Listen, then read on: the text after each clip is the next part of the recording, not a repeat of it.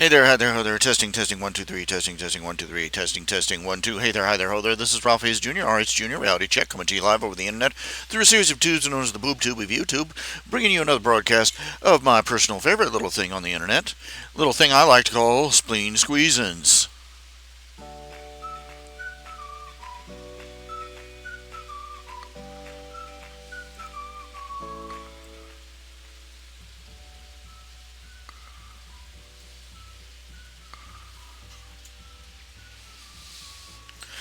Fleem down, fleem down, fleem flop, fleem up, fleem hop, honey flap, see bab, fleem flap, fleem up, cheap off, fleem footy, fitty, shneem, shooby doob dooby.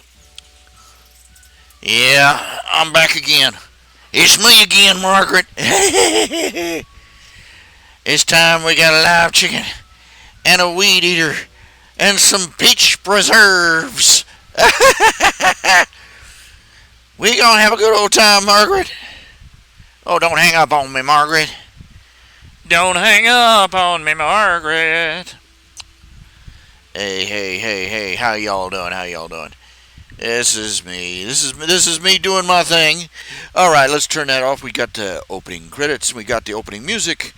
We got the tabletop audio, which we are now starting.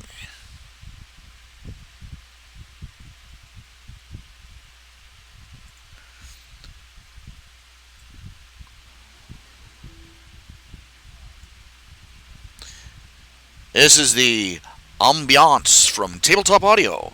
I just made a random selection of about 7 or 8 different ambiance files. Each one is about 10, 15 minutes long.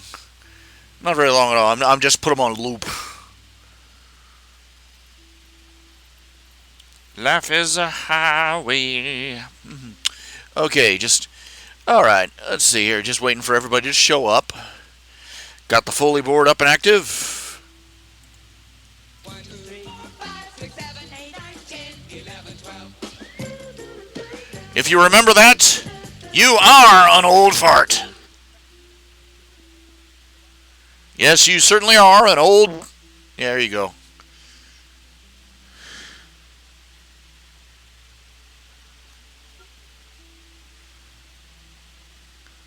I fart in your general direction.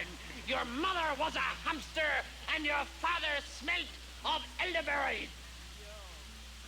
Oh, yeah.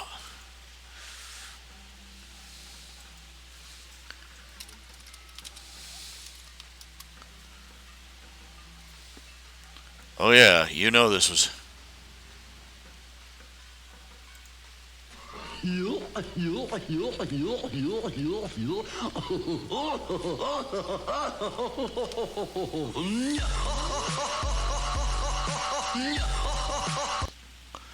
have no idea what that was. I have no idea what they was doing or where they were going with that. Okay, I'd like to say thank you to the newest people who have joined Patreon, who are now pledging support. Another $5. I want to thank you all so much. Thank you very much. I just want to reach close here and give you a big old wick here, sir. All right. I got way too many buttons on this Foley board that are connected to farts. I really need to broaden my horizons a little bit with this stuff. All right.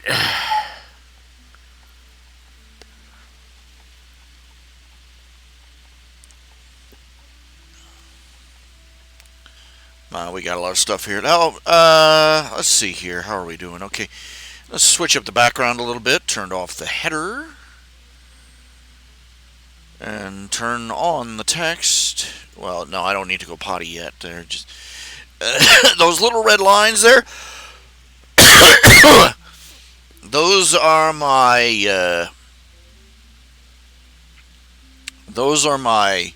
email, my website, and my Patreon link.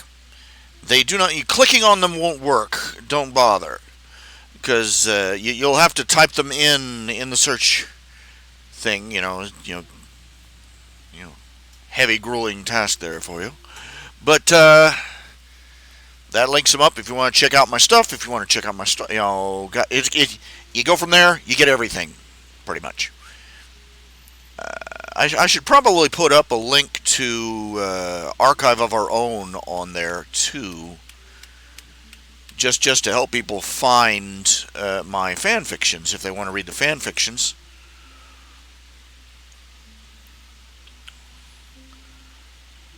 Anyway, I gotta say, all right, okay. I've sort of got a quick emergency. I've got a quick objective.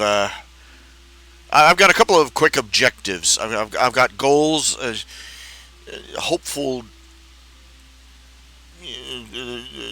fantasies, dreams, delusions. Okay, I've got a couple goals for this for like these coming months. First off,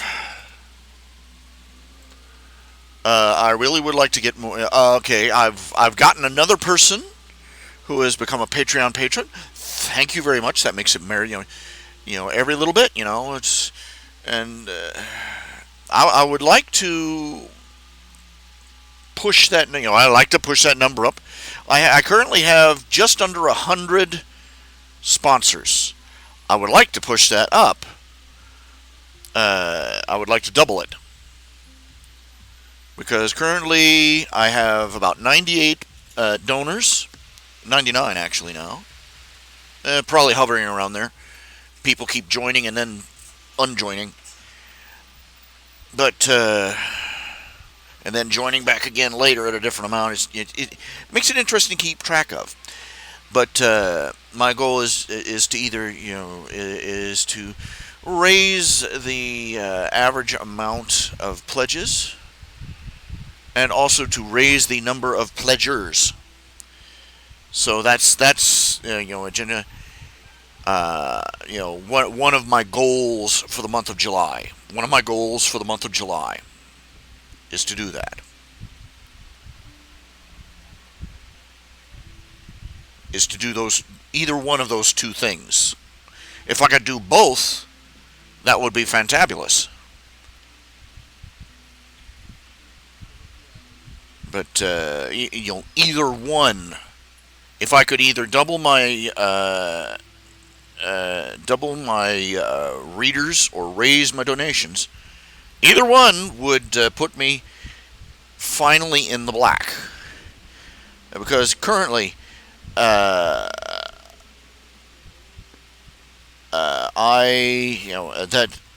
currently my Patreon income is about $400 a month. And in case you haven't guessed, that's not in.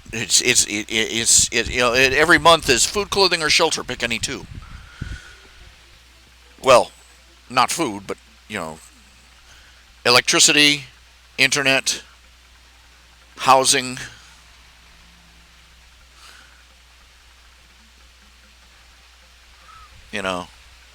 Taxes. Trash pick. I still haven't paid off. I still haven't paid off my last trash bill, and I still haven't gotten trash collection reconnected because I can't.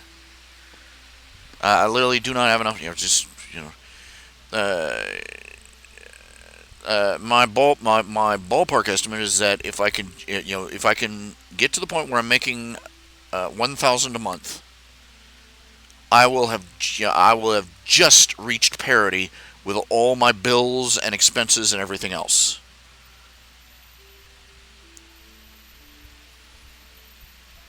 I would immediately lose my food stamps, but that's how it goes.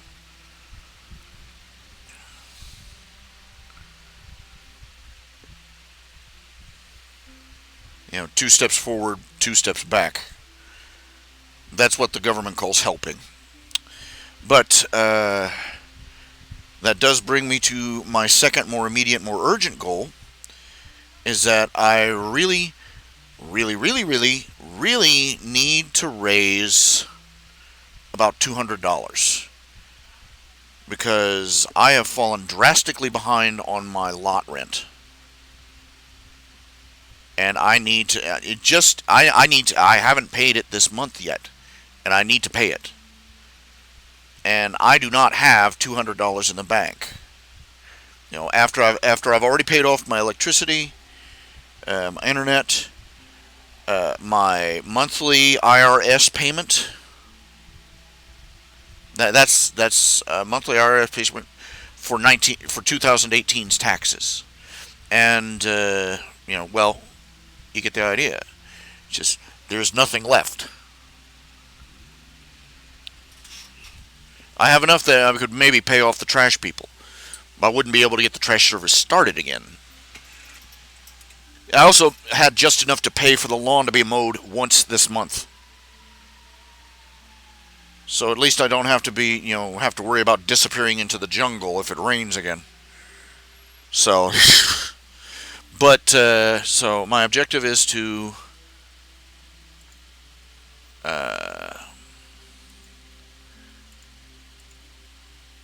my objective is this month to one of the short-term objective is $200 to raise $200 quickly.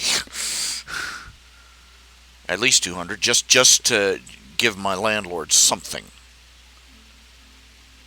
And then I'm serious. I sat down here and I wrote out a check. Well, I'll be able to pay them off this, make them a payment this month. It'll be late, but then I wrote out the check and I realized, oh, the IRS hasn't deducted their $50 yet. Their $60 yet. Just cross it back out, tear up the check. Wasted an envelope too, man. So, how am I going to achieve these goals, you ask? Well, the first step is going to be trying to increase the number of postings on my website, comics, so on and so forth. Oh, that's getting loud. Sounds dramatic. Appropriately dramatic. Whoa. Dum dum dum dum dum dum dum dum rum dum dum dum dum. Dramatic little moment. We will post them on the beaches. We will post them in the highlands. We will post pictures. We will post art. We will post comics. We will post stories. We will post something.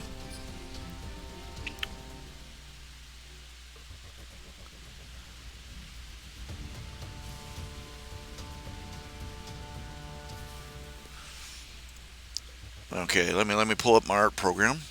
Manga Studio 5. Manga Studio 5. For those of you who like to keep track of a company and they keep changing their product name and number, so you never know where you are in the series. Why do they do you used to be the product was version 1, version 2.0. And that was annoying enough as it was. Why they got a decimal place? What are you doing the decimal place for? Okay. Pardon.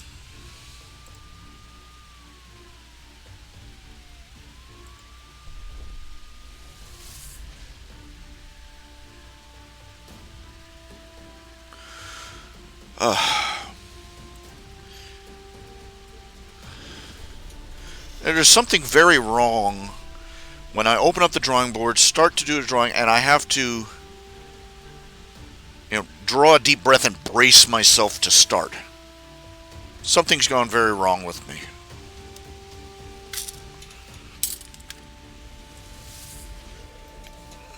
I think my main problem is that over the years I've failed to make this a I made very business poor decisions about setting the price for my work, what things I would do, what things I wouldn't do, and how I promoted myself. The typical stereotype of the fabulous artist with the absolutely terrible business sense. To imply I had business sense is to imply I had any sense at all. But excuse me.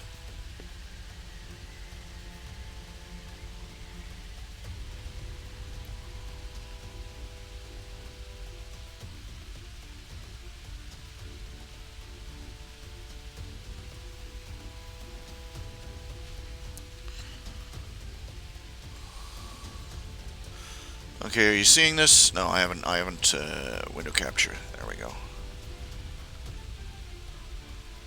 Capture 2. There we go. Turn that off. I finally figured out the secret. I keep getting hit up with these copyright claims. It happens, I got hit like with a half a dozen copyright claims shortly after the last live stream stopped. It was all for, I just stopped off an image search and showed you a couple of images of different things, and that was enough to get everybody's knickers in a twist, because I was hurting that poor, suffering, starving, multi-billion-dollar corporation, Walt Disney.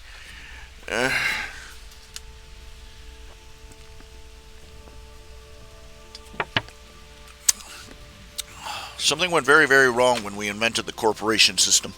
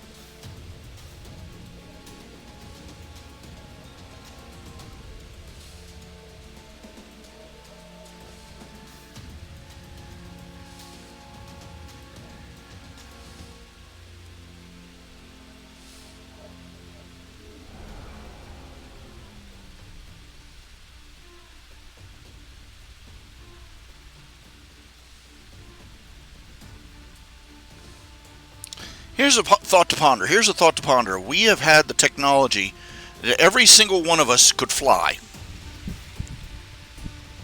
for over 400 years. We have the technology. We have had the technology that flight,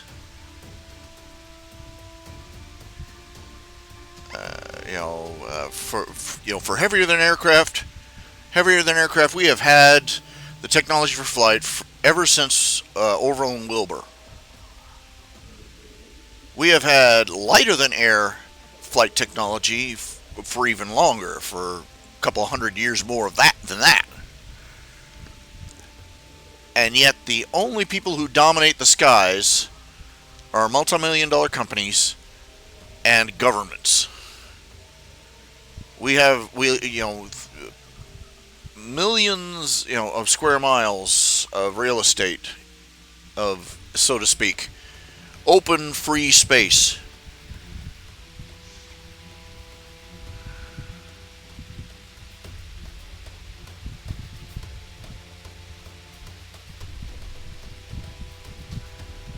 Overhead.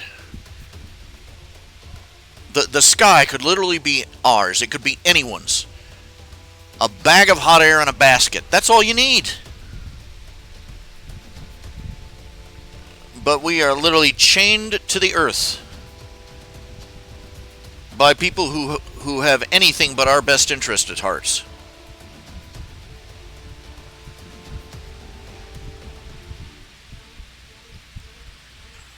Flying, the whole flying cities thing. Air pirates and sky civilization, the whole Victorian era shtick. Could have been real. Still could be. But instead, we shrank back. We gave, think of how crazy it was back then. A couple hundred years ago, anybody who wanted to fly, you didn't go out and get a license from the government to fly. You got your lunatic friends together and bolted together something with wings and an engine. Maybe, if you were feeling, less adventurous, you'd build a Zeppelin. If you were feeling more adventurous, you'd try and build a biplane or something, or you'd try and build, an Orville and Wilbur style airplane, and you go out and jump off a cliff with it, and society didn't do anything except stand there and take photographs.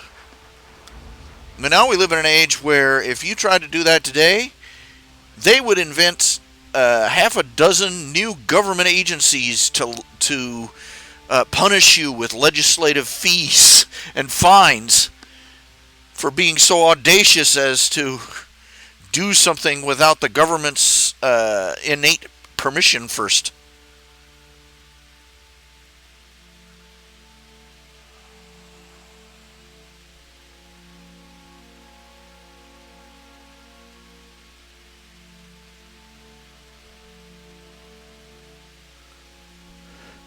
Oh yeah, but we're so much safer now. Yeah, are we? We got jetliners falling out of the sky like it's a competition. Every year they come out with a new report. All sorts of scandalous mismanagement and poor maintenance on aircraft has been discovered in this company and that company and this company over here. Licenses don't make things safer. They really don't. They provide the illusion of safety.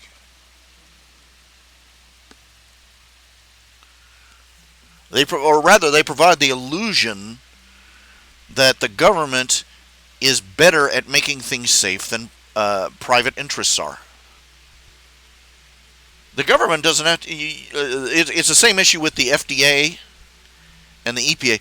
They don't have to care if they screw up. You can't fire them. They work for the government. The FDA doesn't have to. The people that work in the FDA don't have to care if a life-saving medicine gets delayed for years and maybe never even comes out because of them. They don't have to care if a medicine gets released that's actually a deadly poison. Now, you take companies like Underwriters Laboratory. Underwriters Laboratory, look on a box, a cardboard box of most products. Somewhere on there will probably be something called, a little trademark called Underwriters Laboratory mark. Underwriters Laboratory is a private company that other companies hire to test their products for safety. All those toy companies, that put those ratings on how safe the toys are and all this. They hire somebody like Underwriters Laboratory or their competitors, and pay them so much money to test these products. And Underwriters Laboratory does a good enough job. They hardly have any competitors.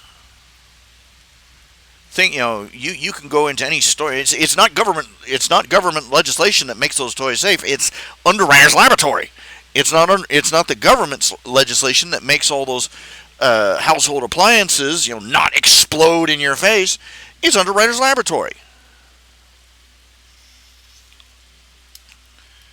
Because believe it or not, most corporations do have a clue that it's a real bad idea to kill your customer base. The thing of it is that with Underwriters Laboratory, as long as they are a private company, they have to be cost effective and speedy and efficient about the work they do. Because if Underwriters Laboratory lets bad products through, they lose customers, because people won't trust customers won't trust the UL mark, and companies won't hire UL to test their products. They'll go to another company that can test the products for them. You get an FDA mark. How many products has the FDA recalled off the shelves in the past month alone? They're calling in Green Giant veggies now. They found some horrible thing in the stuff. Why? Government testing. The government testers don't have to care. Because if they screw up, it's the company that looks bad. The company can't fire them. The government isn't going to fire them. It's a monopoly. It's a monopoly on safety testing, basically.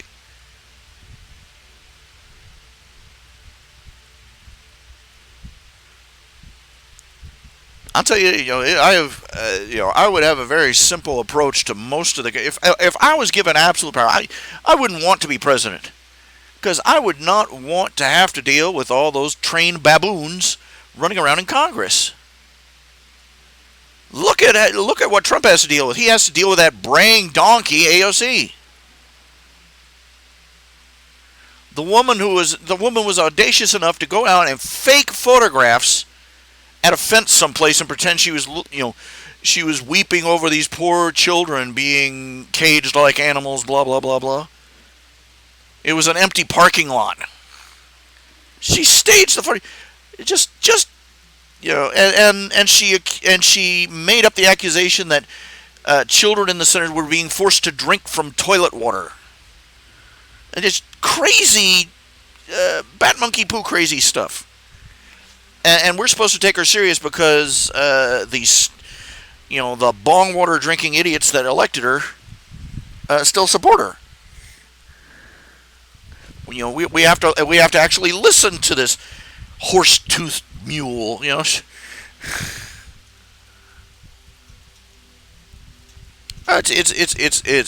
galling.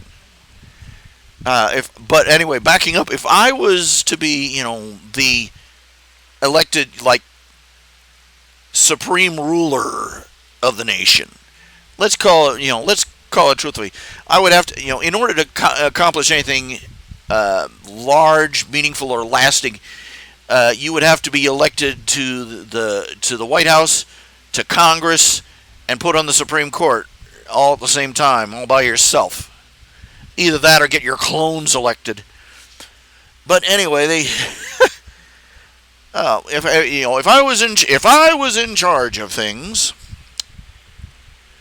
it could be summed up in my approach to nearly all of the government that we have right now would be privatize everything. I would privatize the school system. I would privatize the federal. I would privatize the Food and Drug Administration. I would, just everything up on the auction block. Sold, American.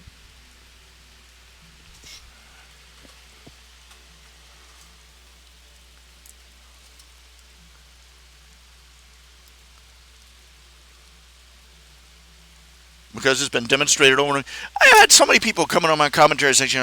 I made the comments that it's been demonstrated over and over again that unlettered individuals living in their homes, raising their own kids, do a better job than the government school system, and the government teachers with their government school system and their government education and diplomas. That is an underlining, big underline, proof positive that the system is broken. If a stay-at-home high school dropout can do a better job of teaching children well enough to get them into college, your system sucks, okay? And we've beaten it. But they were like, oh, well, they don't have to teach a room full of 20 children. Nobody has to teach a room full of 20 children. That's the whole problem. That's part of the system. That's part of the syndrome.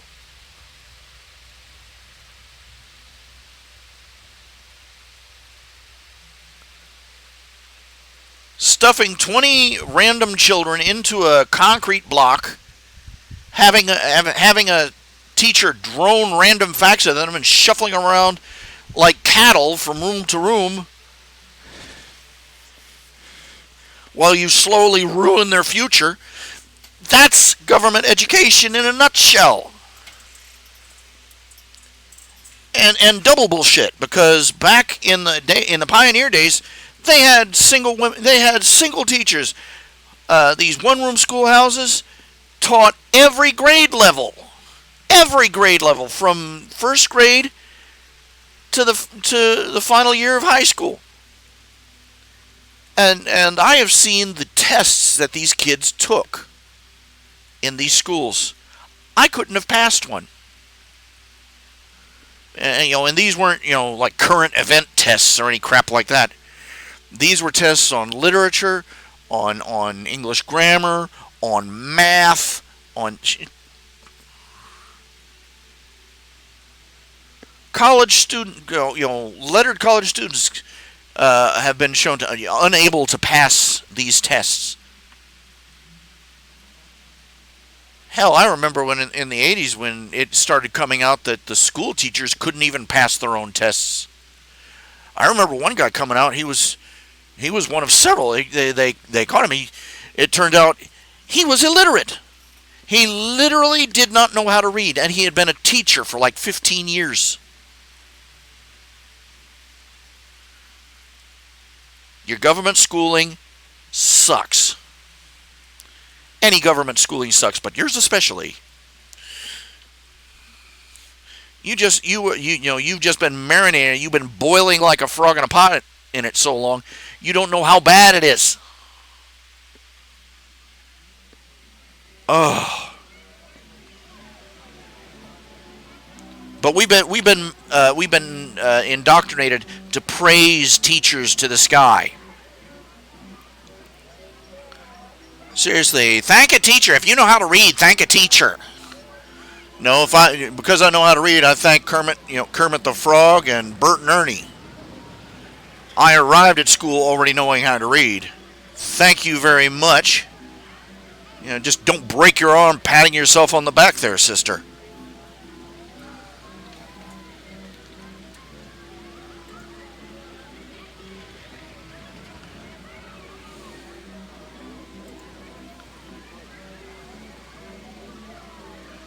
Good night,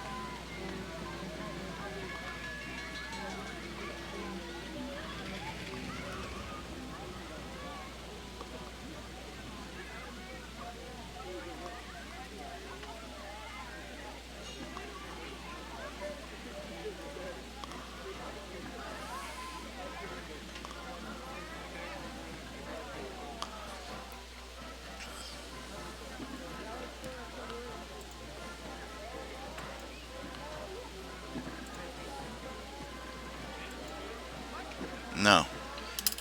Public education. Look. It's not homeschooling that is the experiment. It is not private. It is not homeschooling or private schooling, or any of those. That is the experiment. It's public schooling. Public schooling is an experiment that began approximately in the last couple of years of the 1890s, just about the turn of the century. And it has proven a dismal failure.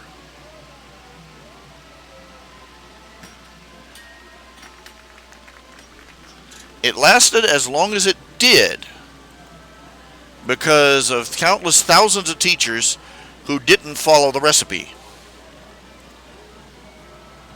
But now we've reached a point where we finally have a generation of teachers who can't even read the recipe. Okay?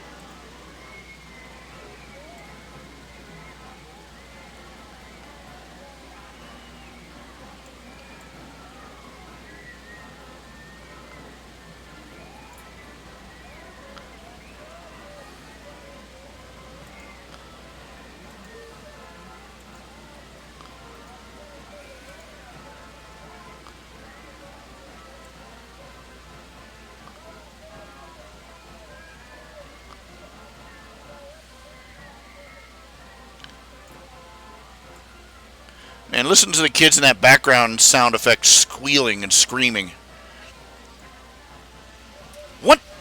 tremendous design failure led to children who are constantly making noise that sound like they're being stuck in a blender. Can you think of anything worse for the long-term survival of your offspring than for them to be randomly, you listen to them and it's almost impossible to tell whether they're screaming in glee or screaming in terror? Can you think of a worse possible arrangement?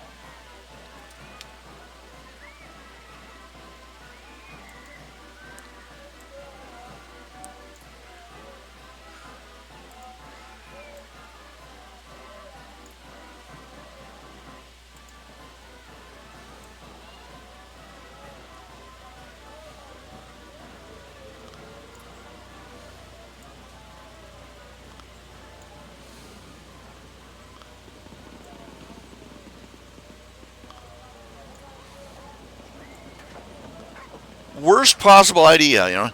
That's like attaching a klaxon to an ice cream machine, or to an ice cream truck rather. You know, let's sell ice cream. Let's let's take a nice little ice cream truck and put some sirens and strobe lights on. Let the whole neighborhood know we're coming.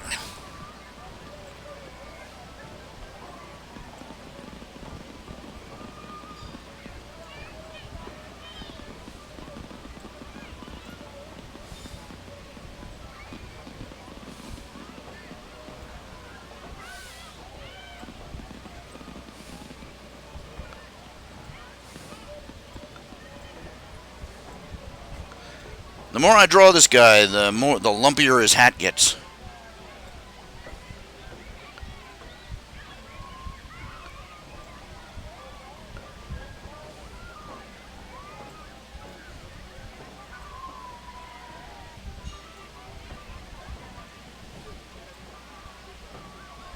I don't know where I'm going with him.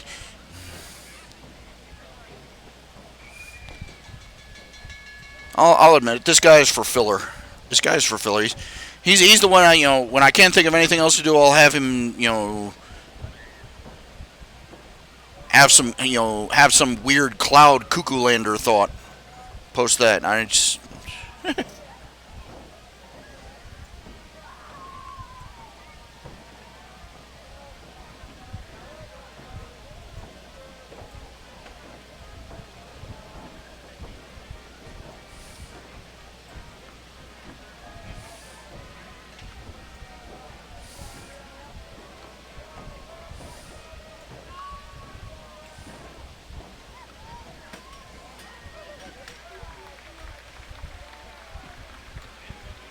No, seriously though, what is the logic behind making children? Okay, you want to go? Okay, God, why do they squeal and scream like that for everything? When they're a baby, you can understand. They can't, It's not like some babies can't talk.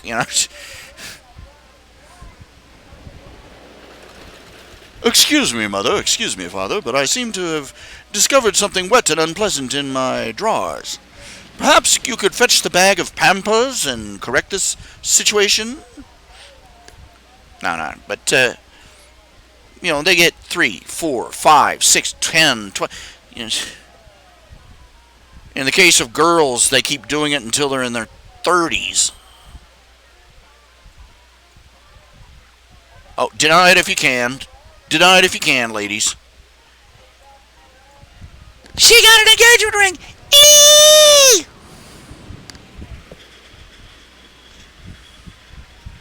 Makes me want to carry a taser with me. I'll give you something to squeal about.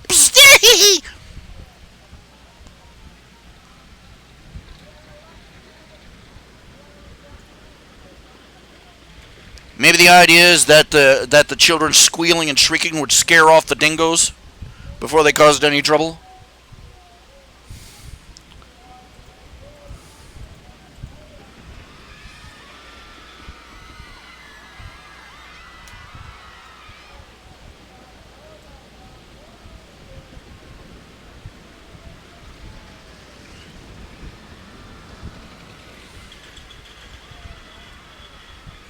Now there you have it. The female and the survival strategy for women, children, and wussy men. To shriek and scream and be just so annoying as hell that no predator would want to deal with you. Saber-toothed Tybalt jumps out of the woods, starts to drag one of them. And, 5 minutes later, he's like, oh, screw it. I'll go find a salad or something. Jeez.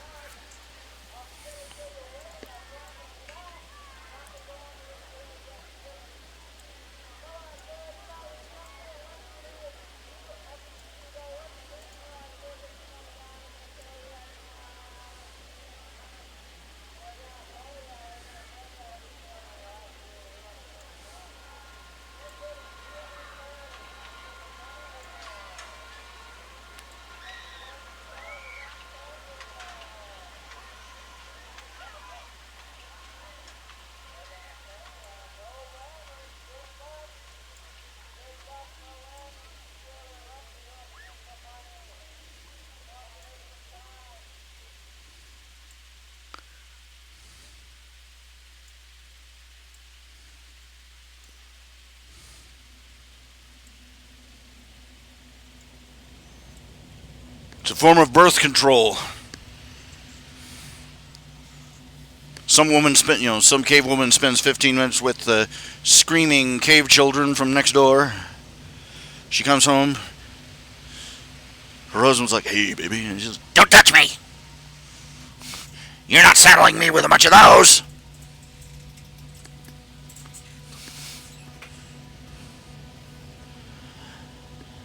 You are an offspring, have them yourself!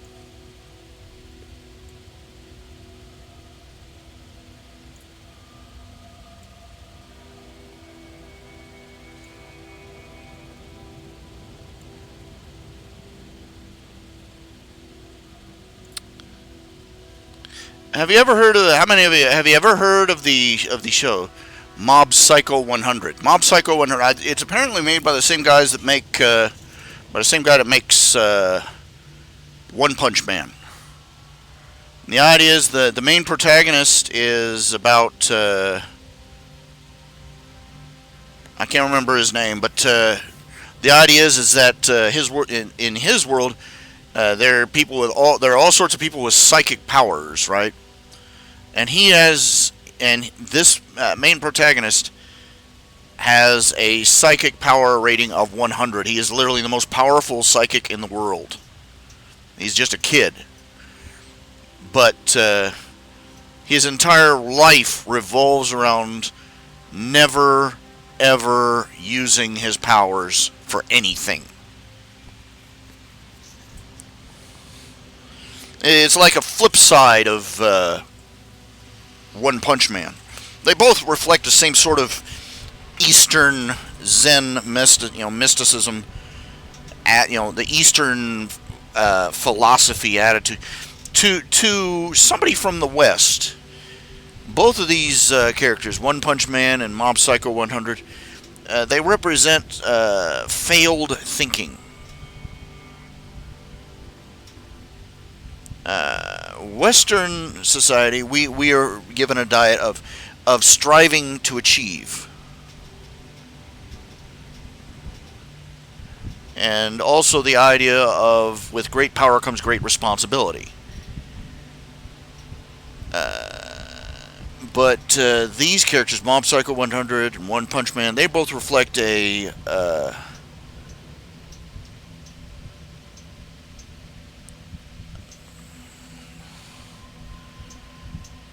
Eastern philosophy that has basically made the Buddhists the uninfluential recluses they have become.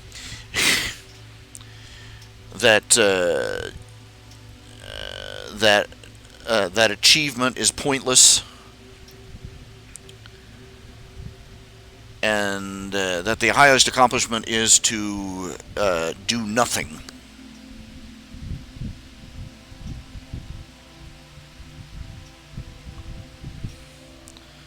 Think about in the setting of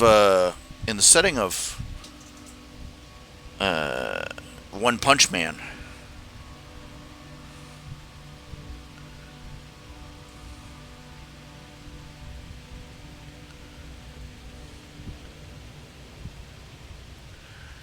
People basically, it takes you a while to figure out where are people getting all these powers, and the basic idea is that they get their powers from being obsessed about something.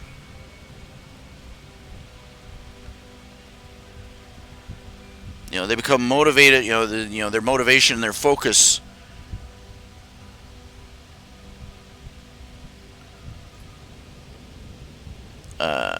Grants them these incredible powers, and it screws them up. In many cases, it turns them outright into monsters. And in fact, ironically, the superheroes who all gained their powers by becoming obsessed with some idea or other, end up having to fight these monsters on a regular basis.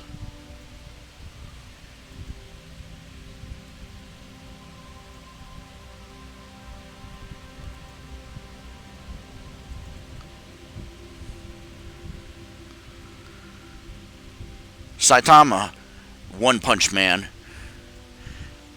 He was a ordinary salaryman.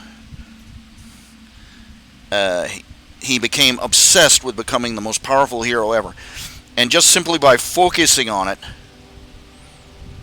and pushing himself through a fairly ordinary exercise regime, turned himself into One Punch Man, literally the most strongest superhero in the universe. And the end result is that he is completely apathetic about everything. He's still superheroes, but he couldn't give a rat's ass about anything. It's boring to him. It's depressing. Because he's become the mightiest fighter in the universe, basically. He can defeat any enemy with one punch, literally.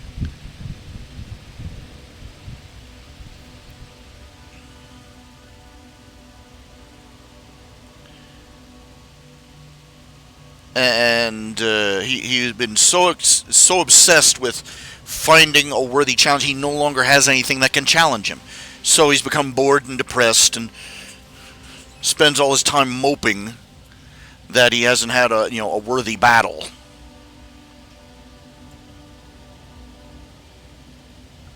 Any Western person, anybody from a Judeo-Christian society would go, this is where you find a new objective. You're obsessed with being a hero, but all you do is punch things. Maybe being a hero involves more than just being able to hit harder than anybody else.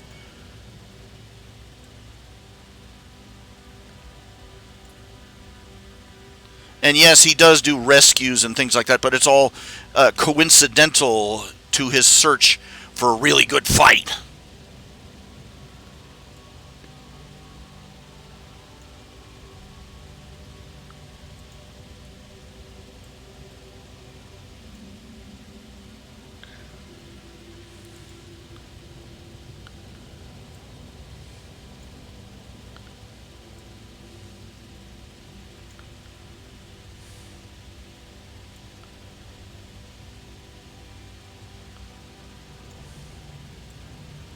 While Mob Psycho 100, the whole point is that the whole point of the protagonist's existence is that he tries to achieve everything in life without ever using his psychic powers.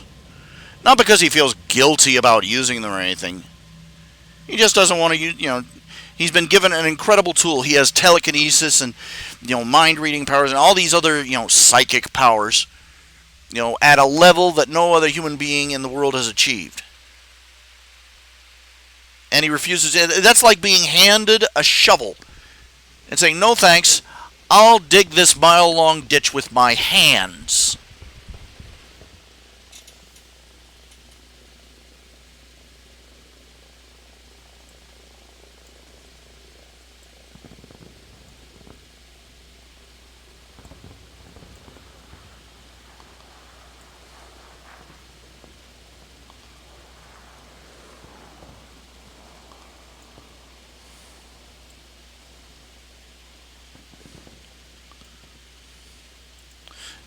And all the Japanophiles and the people who are just had their brains marinated in all this Zen Buddhist gobbledygook. He's so wise, he's so enlightened, and everybody else with the IQ of a hamster is going, what a moron.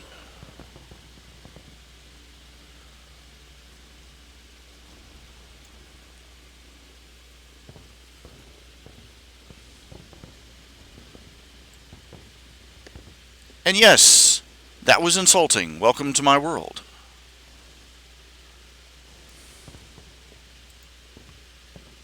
Thank you for noticing.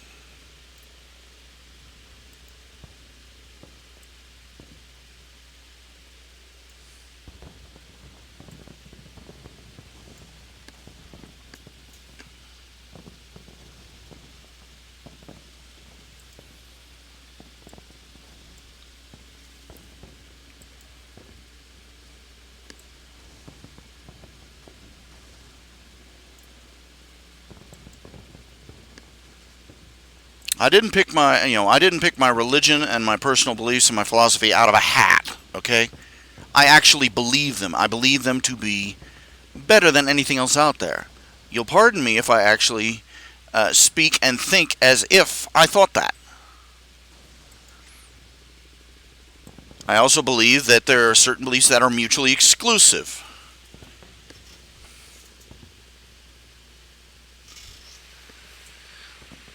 And the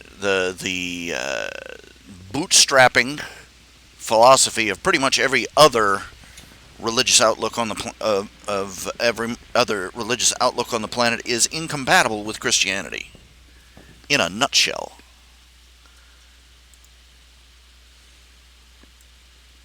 Buddha stands there and says, "I will help you find the way."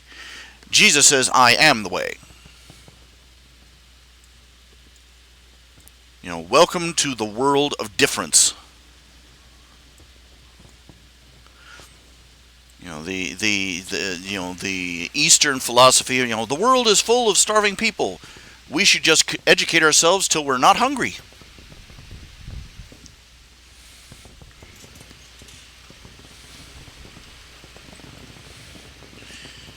The world is full of want and need, and so this prince sits around and comes up with a brilliant idea that the solution to solving all the want and need and suffering in the world is to stop oneself from wanting anything. I'll just sit here. I'm dying of thirst. I think I'll sit here and meditate until I no longer want water. That'll work eventually. Um.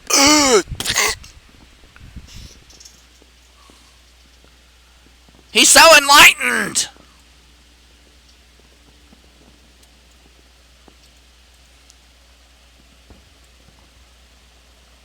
And in due appreciation of the philosophy, uh, it's perfectly compatible with the idea of they talk about how Christians supposedly go around. Oh, they deserve what happened to them. No, Christians don't do that. That isn't Christian teaching. That isn't biblical Christian teaching anyway. The teaching of the Bible is that we're all fallen and we all need to help each other. The teachings of Eastern mysticism and philosophy is that if you're suffering in this life, you probably did something to deserve it in a previous life. Not that you can even remember it. Can you think of anything more useless than a cycle where you are reborn over and over and over again? You're supposedly to learn new lessons about life, but you can't remember anything from your previous lives. Figure that one out. That's like having to take a test after they hit you in the face with the neuralizer.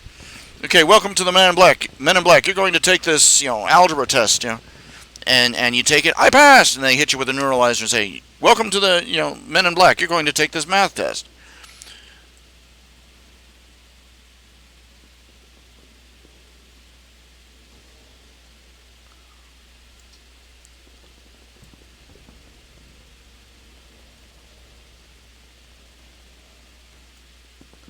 Don't ask me why I have Warzone sounds in the background. I didn't select them.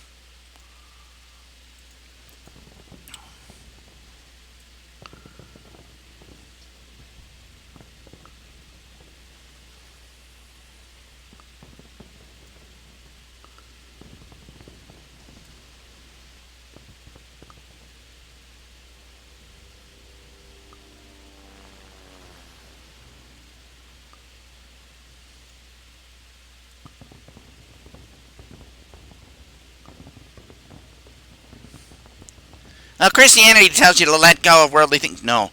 Christianity tells you to let go of the wrong things. It doesn't tell you to let go of everything, which is, again, Eastern philosophy.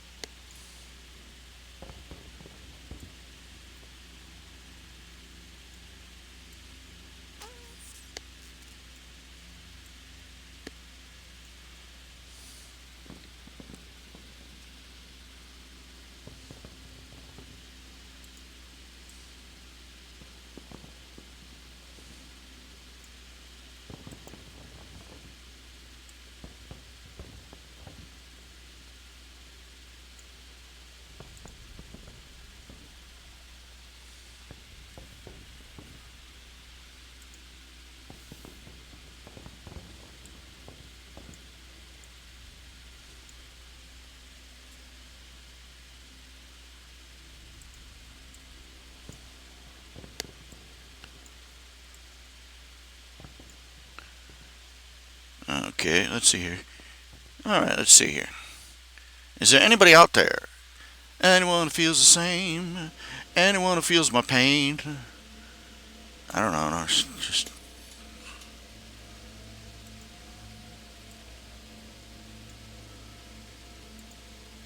Can you hear me? Can you see me? Can you feel me? Do you love me?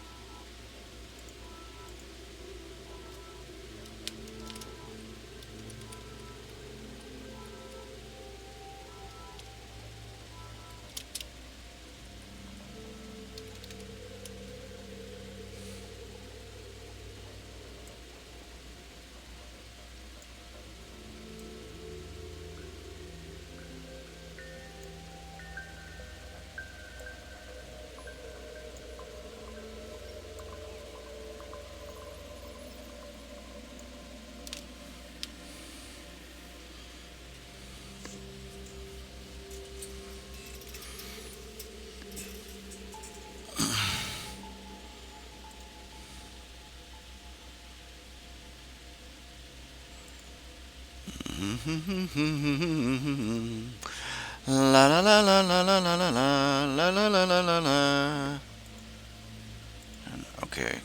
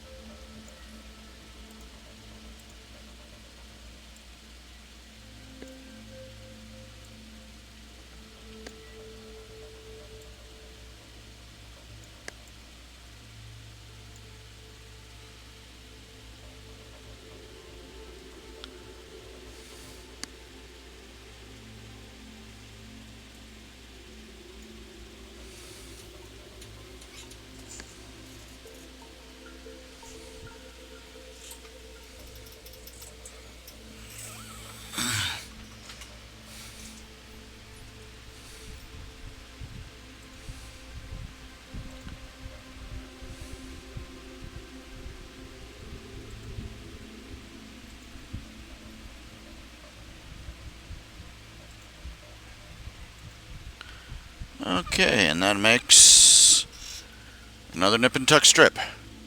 So, we have an accomplishment. We have an accomplishment! We have an accomplishment! We actually did something! Ah, ha, ha, ha. Alright, now I've got your attention.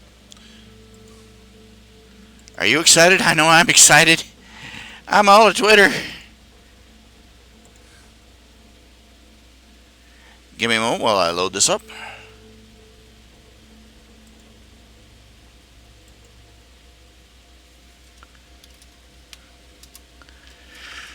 Oh my.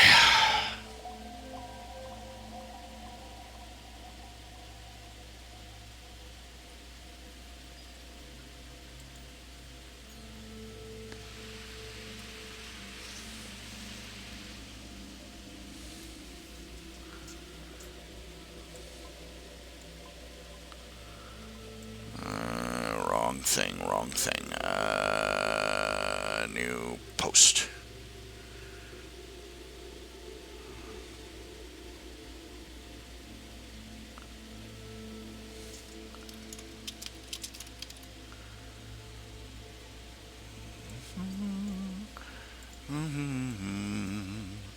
Add media. Upload files. Zippity-doo-dah.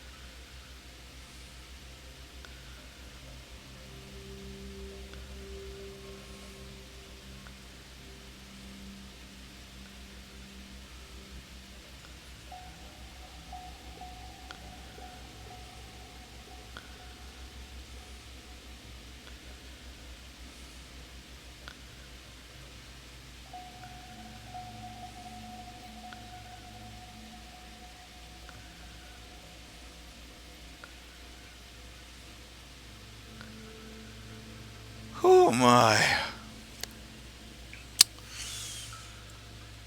Standard day of fun in the sun, you know what I'm saying? Alright, there we go. And Nip and Tuck has been updated. Something has been updated. How exciting! Well, I think I got the half a dozen of them out there. Hello, MD Jibachibi. How do you pronounce that? Madibachu.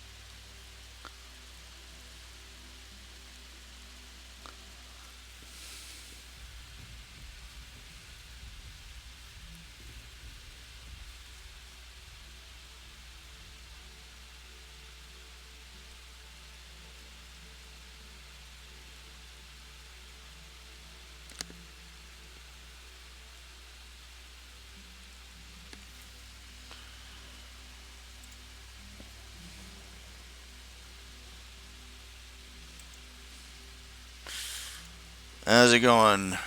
How's it going? What you doing? Can't think. Brain just stopped. You got on board just as my brain got off. Thank you. MDGBC. What does it stand for? MDGBC. MD.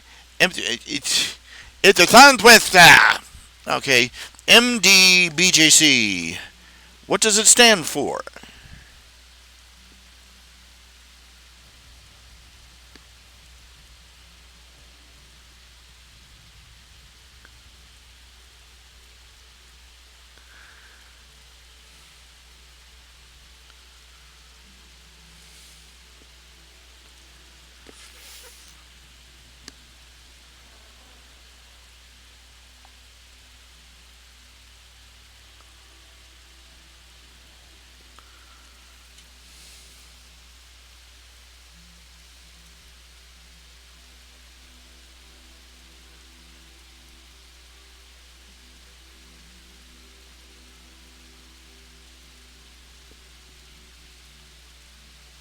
Does it stand for anything? No, he doesn't stand for nothing. He has no principles. No, of course it stands for something. What does it stand for?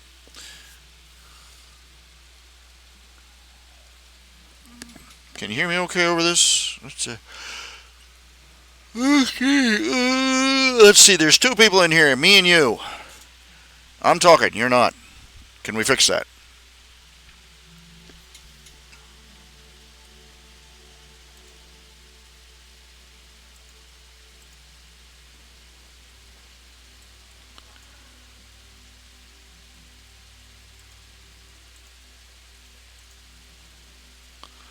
I can't find any of the images I uploaded.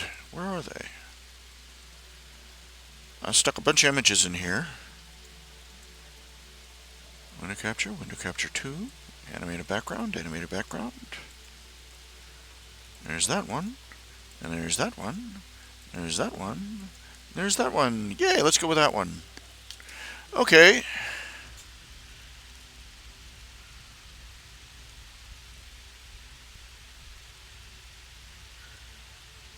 I wonder if I can get an animated GIF of Iron Man's HUD from a first-person perspective without the actor's face taking the whole thing up.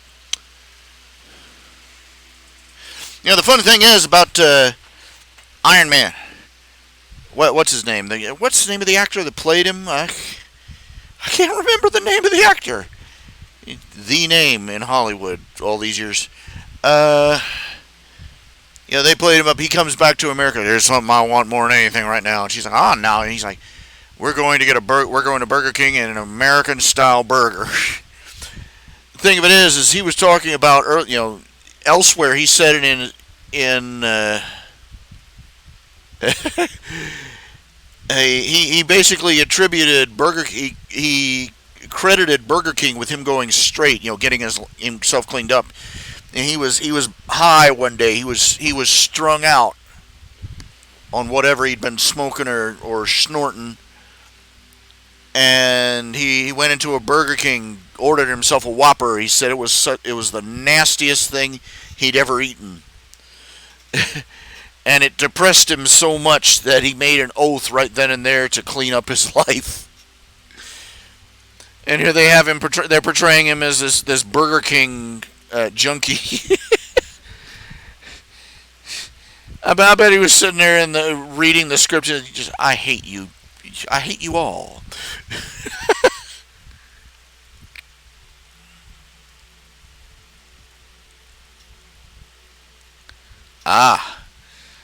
Initials are your middle, first, and last name. Your initials, in other words, with JC just tacked on the end just to confuse people, like that joke about what's red, sits in a bathtub, and whistles. And the answer is a pickle.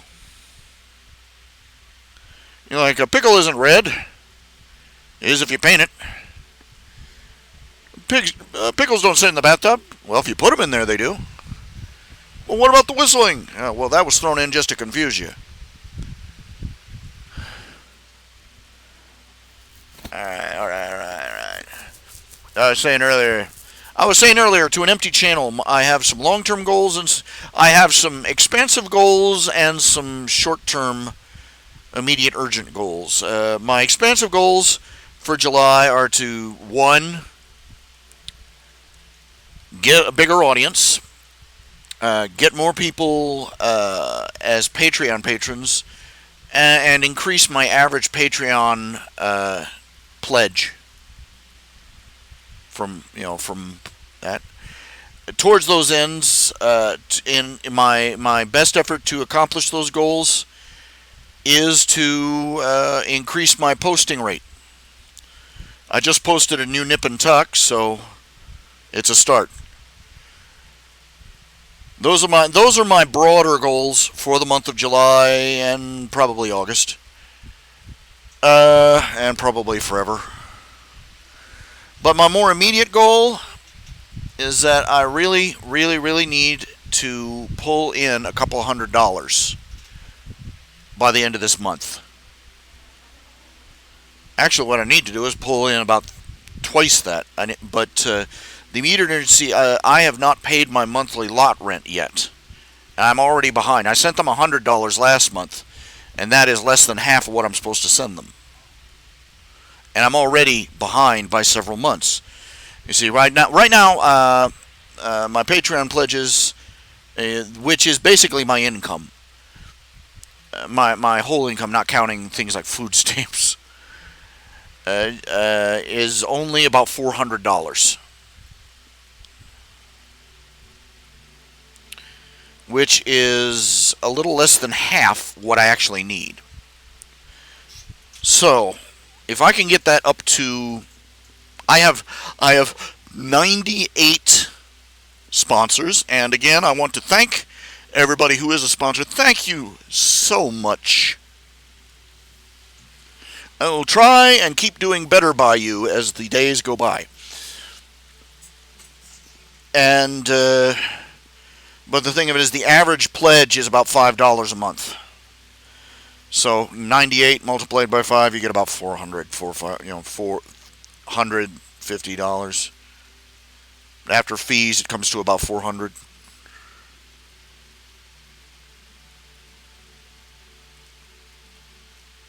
Anyway, a little something that needs to be fixed if I don't want to end up homeless. Because that, I've got the electricity and internet, and if those two have to be paid first, because otherwise I die. The internet is my source of income.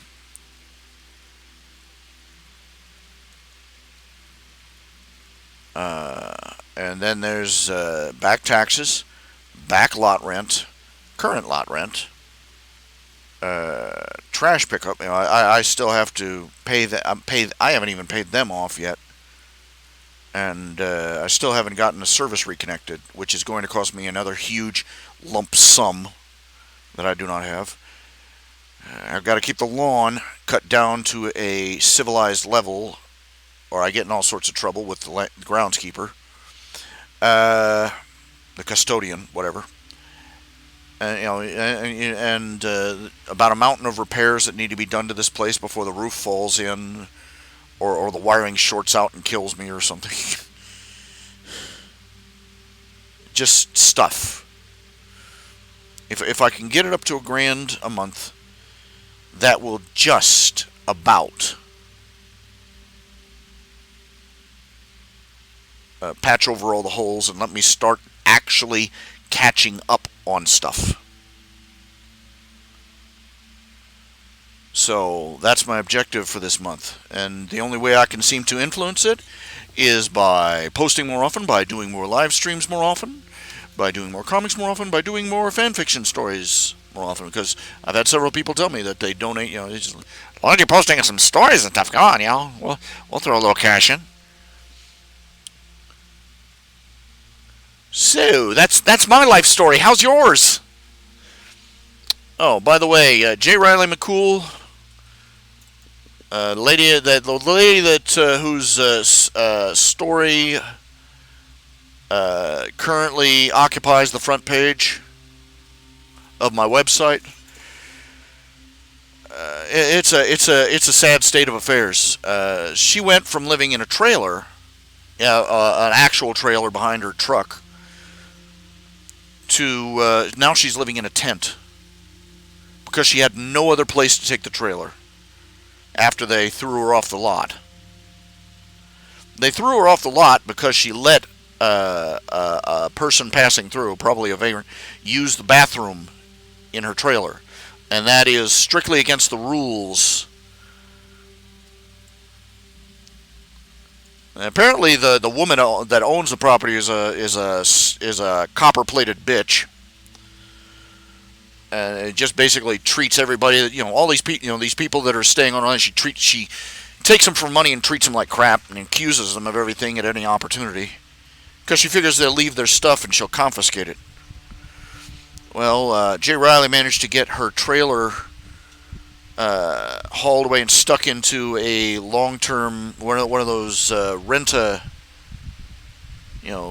storage lockers, so it didn't get impounded. But she's living in a tent right now, in I believe in some, I don't know if it's a camping ground or just somebody else's back lot, but just behind a gas station, I believe she said.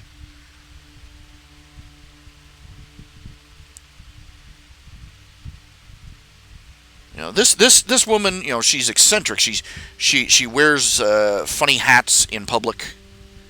Criminal offense right there. And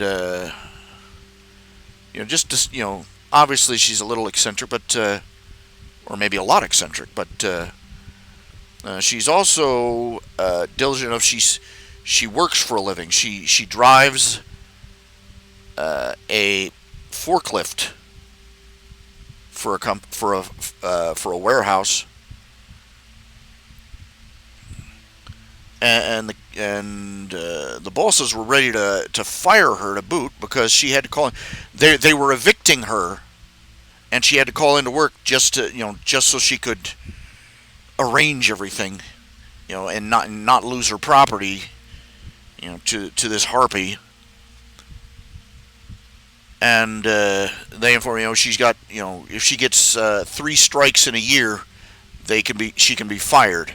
And they were saying this will be your 3rd strike. They were going to fire this poor woman for trying not to be homeless.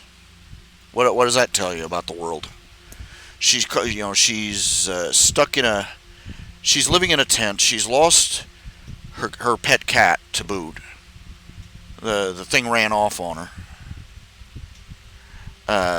The homeless task force is basically sitting there with its thumb up its butt doing nothing for her.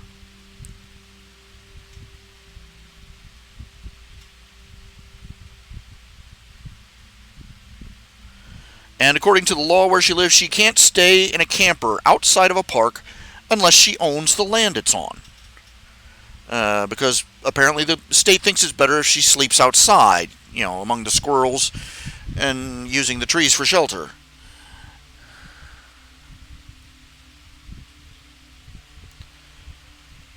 And I am so pissed off on her behalf right now. People are helping her, but she's stuck. I've been pushing everybody. Go.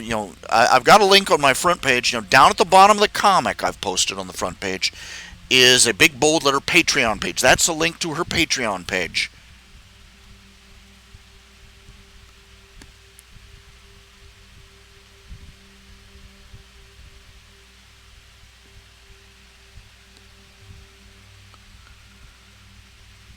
Tell your friends, find your well-to-do friends, chase them down, hit them in a flying tackle, and give them a Dutch rub until they until they agree to donate $1 to the woman or something. This is so angry, and I'm so frustrated, and I'm a little scared myself because I'm not dangling too far above the rung she fell off of. You know what I'm saying? and she's really distraught. In her most current comic, she's really distraught and she's really distressed and depressed for darn good reason.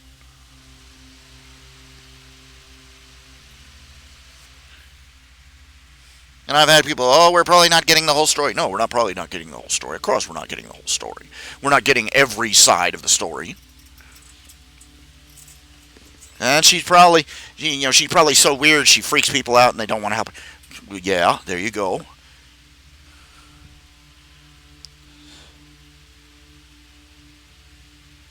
Doesn't change the fact that this is a woman. Uh, she apparently has an older son. She and her son apparently fled an abusive home, and they've been struggling ever since.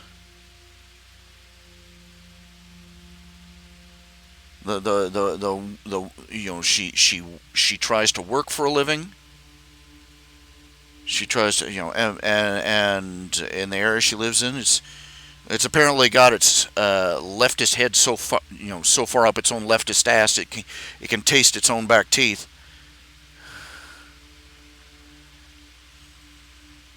And typical of most places that are just wall to wall social services, nobody can actually do anything for her.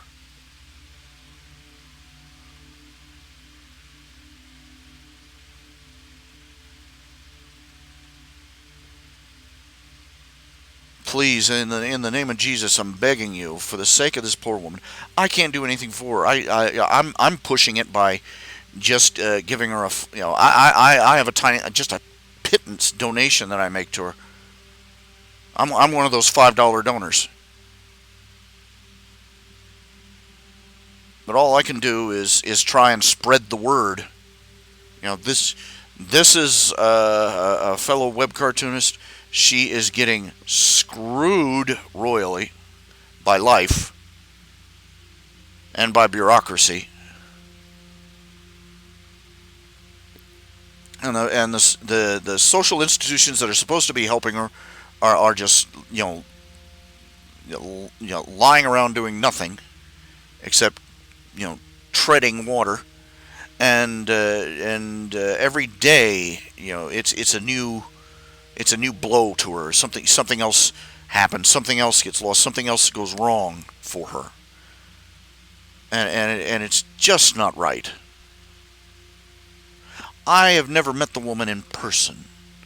I don't know what she's like. She might be very good at presenting herself online as this sweet little innocent little lady, and just be a heinous bitch in real life for all I know. But I'm placing my bets on her just being another person who's SOL, shit out of luck.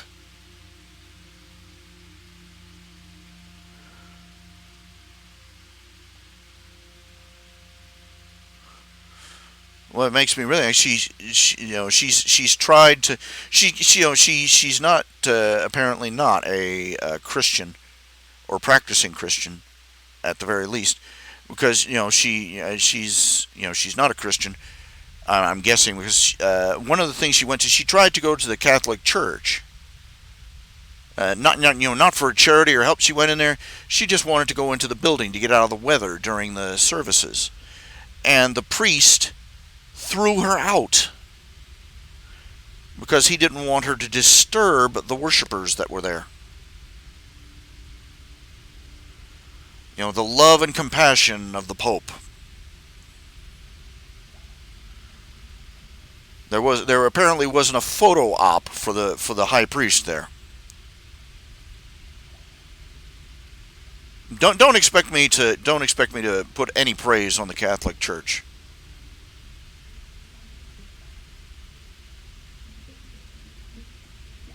They meet in gilded temples while millions of their followers wallow in poverty. Mother Teresa, they portray as this generous, gentle, kind, merciful woman who went out and did such wonderful. She was a horrible human being in person. The people that fell into her clutches, just horror stories. Among other things, she didn't believe in anesthetic or pain relievers. She thought suffering purified the soul.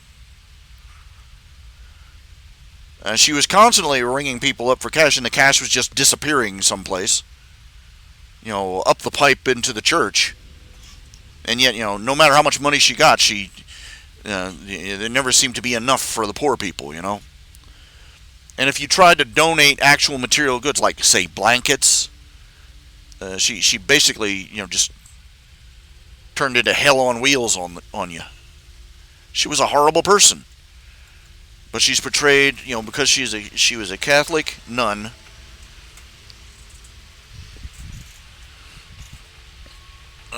Who was really good at doing photo ops with poor third world people.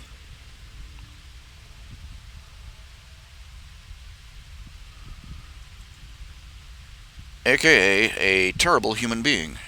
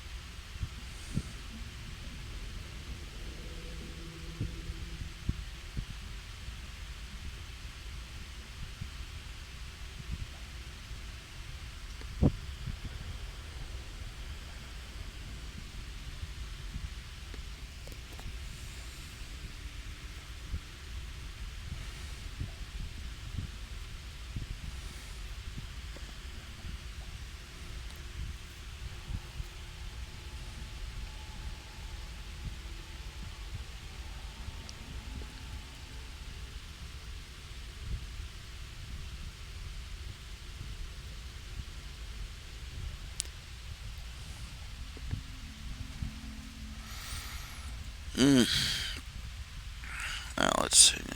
Looking through this, just flipping through this, looking through this, looking through this, looking through that.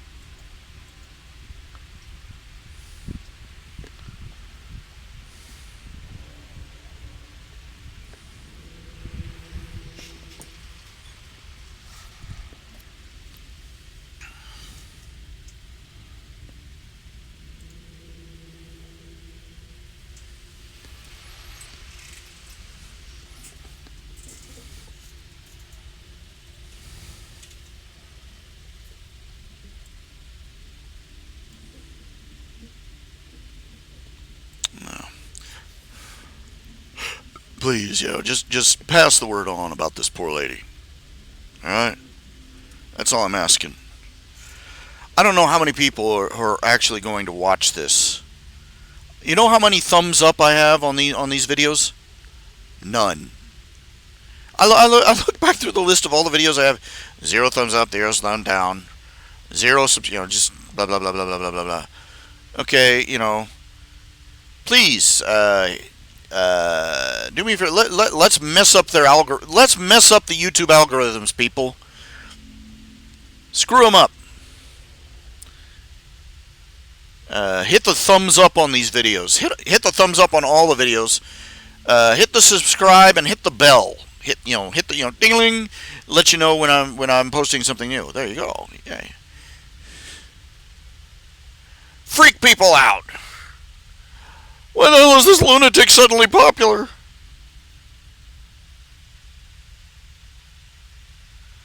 If I could put my face right in the middle of that circle. That's all, folks. Actually, it's not beep beep beep beep beep or eddy bitty. It's eddy dee dee dee. That's all, folks.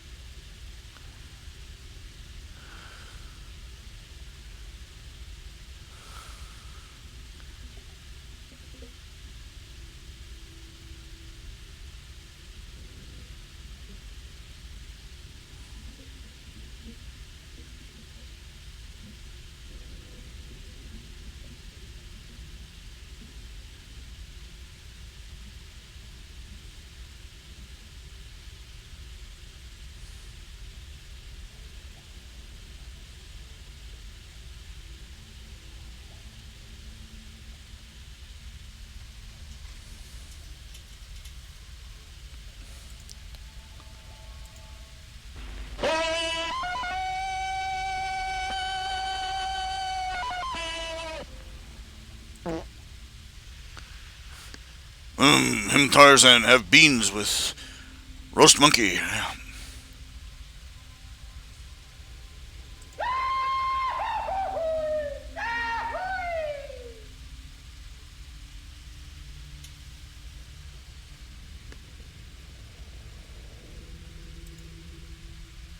Hello? Hello? Anybody here? I've been left behind. I'm all alone. Am I not good enough? I got way too many of these. This is the sound effects are from www.myinstance.com. They have thousands of instant sound effect buttons. It's basically an online Foley board. And you can even make your own selections. Make up your own soundboard with all the buttons you like. I have way too many of these on mine. This is my own RHJunior's soundboard. Way too many of these buttons are fart buttons. I'm not kidding. Bazinga! This is Sparta! It's over 9,000! Can you hear this? I don't know. Can you?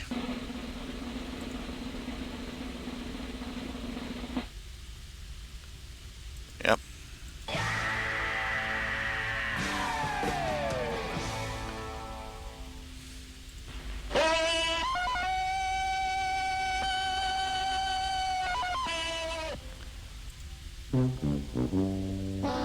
That could technically be a fart button. Okay, here we go.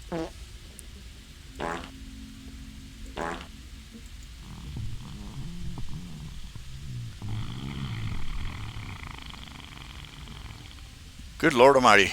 I fart in your general direction. Your mother was a hamster, and your father smelt of elderberries.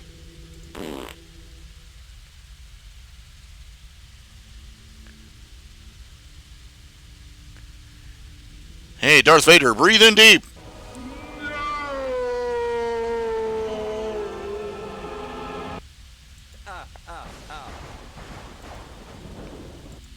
I'm just not normal. I've never been normal, and I never will be. It's sad. But why be normal?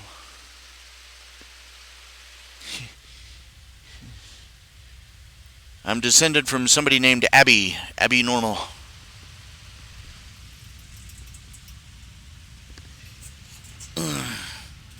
Something normal. Abby Normal, yes. Away we go. Alright, let's see here.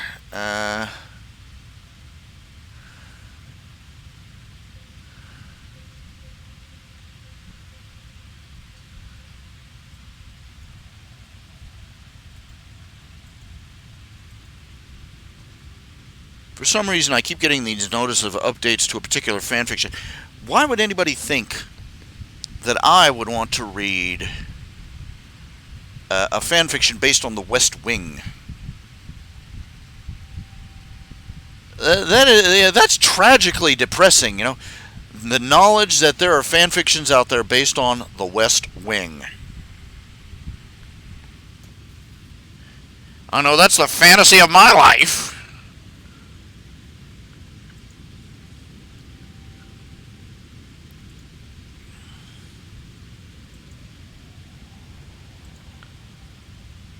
A political TV series, yeah. Thank you so much. This is what I was, dying to, to read and to watch. And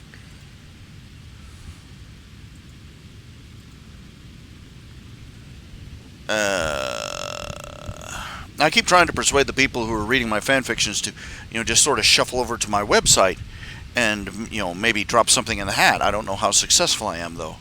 I haven't gotten, nobody, I haven't seen any, straight up, drop it in the hat PayPal donations in ages.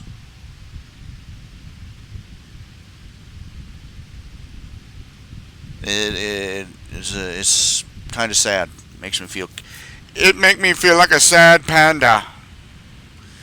Just wondering why that changed. Well, my update rate slowed down. That's what happened. Slowed down almost nothing for stretches. No wonder. Of course, this is how I assuage my guilty conscience. I go and look through my comic book, my web comic link collection, and start counting the ones that haven't updated in literal months or even years. It's it's strange. We live in an age where we get impatient with microwave popcorn, but we will hold on to a link to a website that has been dead for almost a decade. They might update. We have strange obsessions. I think most of the thing is that ethics, the general morality and ethics of society hasn't really changed as a whole. I think it's just that it's shuffled around.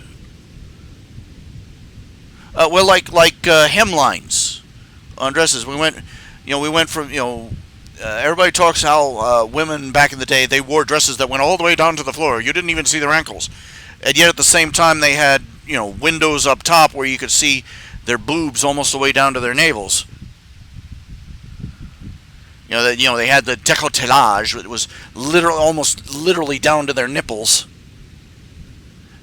But oh my, they never exposed their ankles.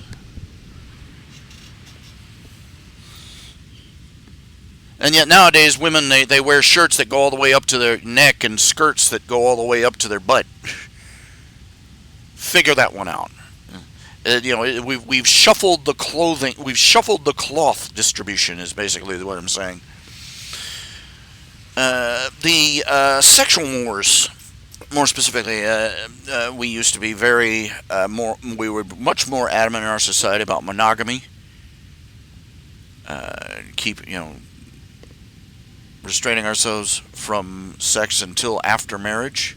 That's regarded as quaint and antiquated and self-restricted. Oh, so oppressive. Oppressive is what a toddler calls it when they don't get the cookie they want before dinner. No fair. But anyway, we haven't. What we did, what our society, what the sexual revolution did, it didn't give everybody sexual liberty. It traded in the restraints of sexual mores of a previous generation for a new set of restrictions that are even more harmful and binding. We traded in a wall for a minefield, basically. Because back when we had, the moral wall, the girl, the girl said no. The man was expected to respect that, and also to not cross that line. He was not expected to try and climb over or under the wall, so to speak. There was a line. It was drawn, and both sides were expected to abide by it.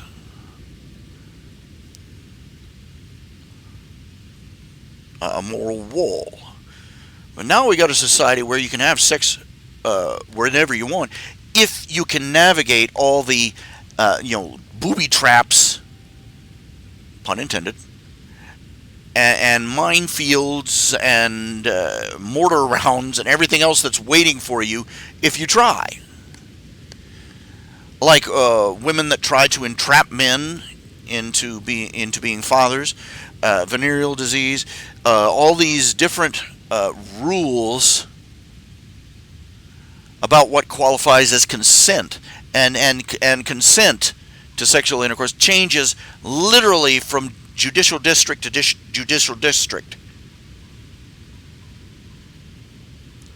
There have been cases of men going to prison because they were in the middle of sex. I mean, they were both naked. He was on top of a woman, humping away, and she changed her mind in the middle. And she threw a fit and called the cops and accused the guy of rape. And the guy went to jail for rape, for sex that started out consensual.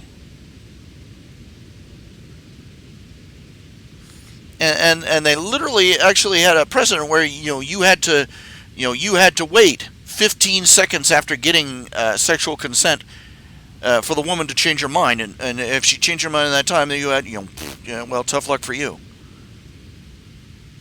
Just insanity, just bonkers.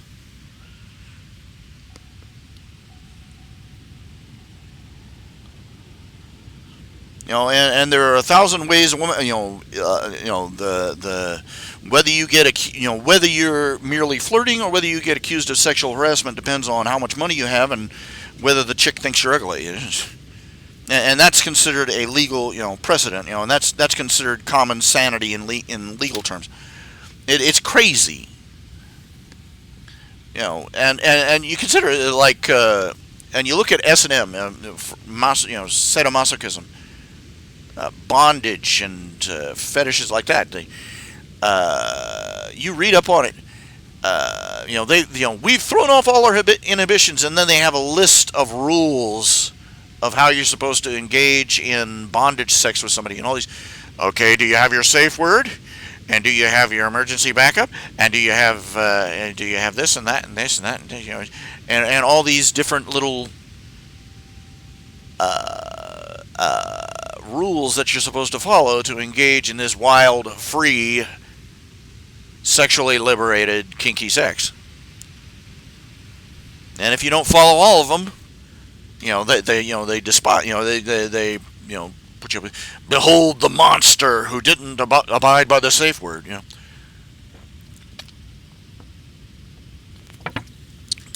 We traded one form of prudery for another one, a truly bizarre one, but there you go. Point made. The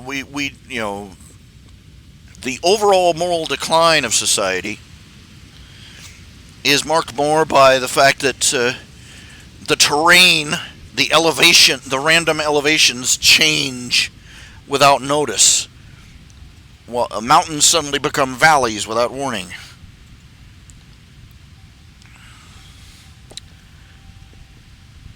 I don't know if you're listening or not. Could you, MDB, could you type something? Just type something to let me know you're still there. I'd appreciate that. I'll wait for your answer. Because I'm a sad monkey and I'm terribly lonely.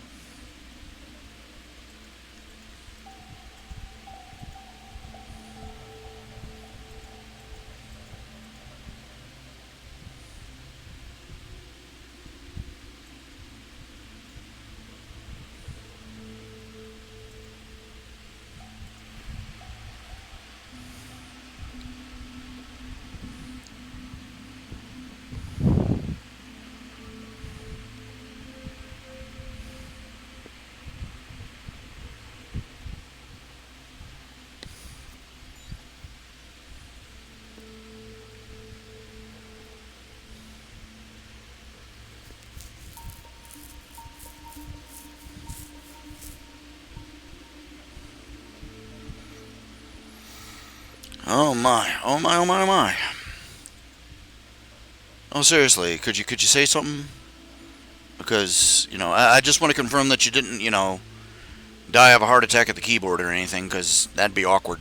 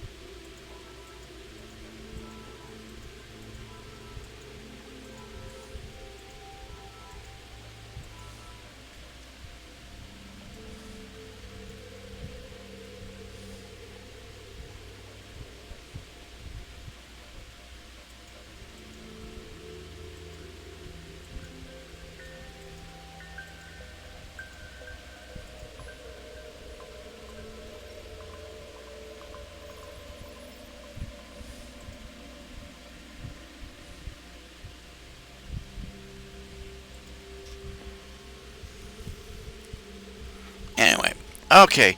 When I start having long periods of silence, I'm starting to run out of things to talk about. Talk to me.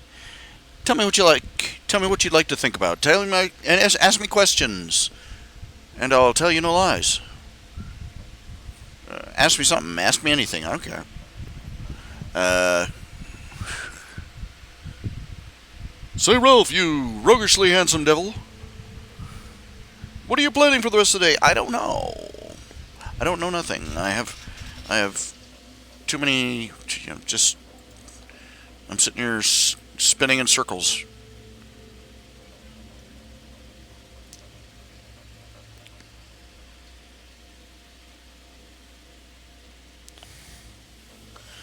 Uh, I'm aching and hurting. Woke up too early this morning. Came out here, spent most of the morning asleep in my chair. You want to talk about bad for your back and bad for your butt? Just sit in a badly made office chair for 4 or 5 hours of sleep. See what it gets you when you wake up.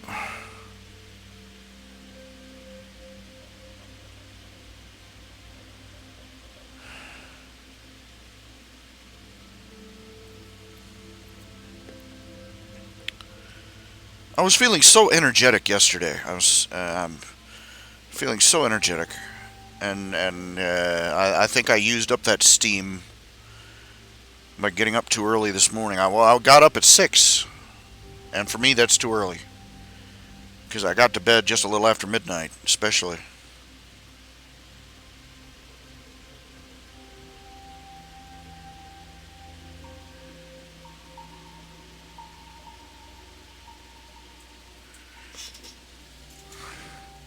You think about it. Okay, it says here that what's her name? Let's see. Let's see. Oh, well, let's see. That's kind of sad. There's a little girl that's been doing imitations of AOC. Alicia Cortez or whatever her name is. Horseface. Well, anyway, this little girl's been doing imitations of her and posting videos of it, and she had to delete her account because all her social media accounts because people were sending death threats to her. The left, socialist, classy as always, threatening small children. Just pathetic.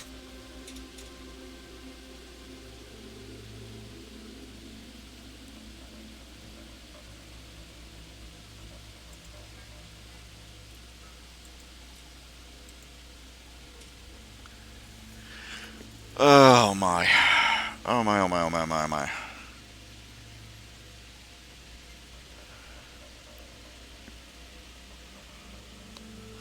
I was hoping more people would log on in the middle of the day, but it's the middle of the day. Picking a good time to log on, I've never succeeded at it.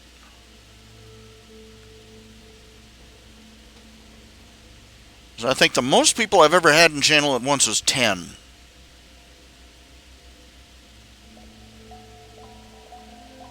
10 total.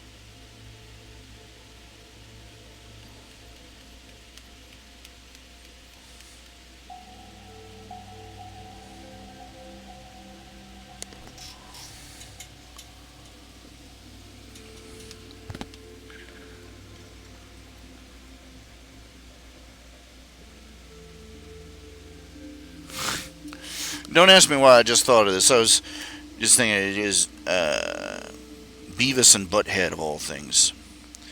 I remember for a while there was a program that in the 90s, early 90s. It was called She TV. It was an all women's comedy variety show. Interesting concept. I mean, there have been a lot of really awesome female comedians over the years. I mean, I'm thinking Carol Burnett, but I have different standards than they do. But anyway, they did all sorts of pop culture references. They had a couple of the actresses. They did a skit where they pretended to be Beavis and Butthead's moms, and they were dressed up. They looked like female versions of Beavis and Butthead, and they're trying to say, "What's wrong with our kids?" And they're like, "Maybe it's drugs," and the other one goes, "Maybe it's." The first one goes, maybe it's their fathers, maybe it's their school, and Beavis' mom looks over, maybe it's because we gave birth under high power lines,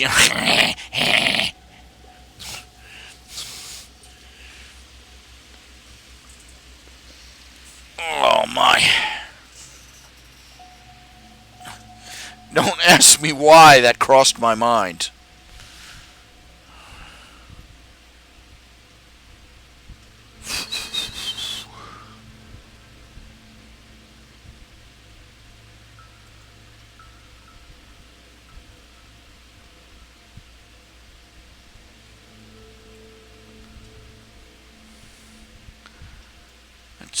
Okay.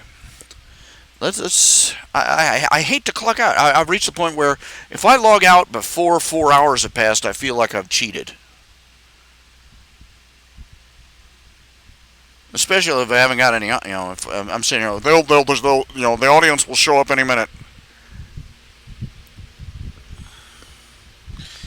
But yeah, I think I'm running this into the ground now. It's been 2 hours. Had some fun. Had some talks about things. Updated the site. Not much, but a little bit. It counts.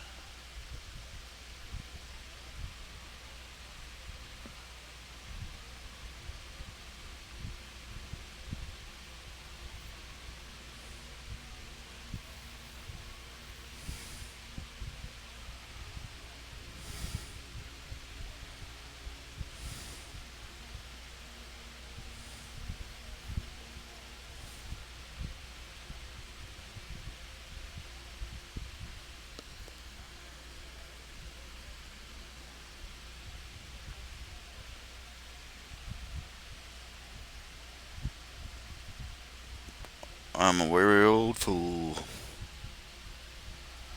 I haven't eaten anything today but peanut butter and crackers.